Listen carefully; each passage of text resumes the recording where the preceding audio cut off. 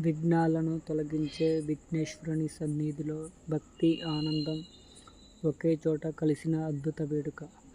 నమస్కారం అందరికీ, నేను మీ పల్నాడు చంద్ర.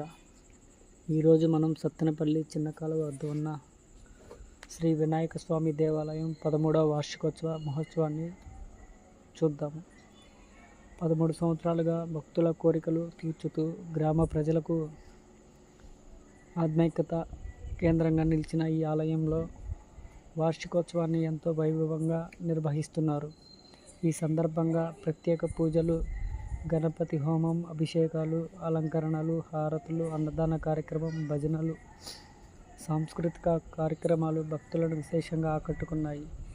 చిన్న పిల్లల నుంచి పెద్దల వరకు ప్రతి ఒక్కరూ భక్తి శ్రద్ధలతో స్వామివారిని దర్శించుకుని ఆశీర్వాదాలు పొందుతున్నారు.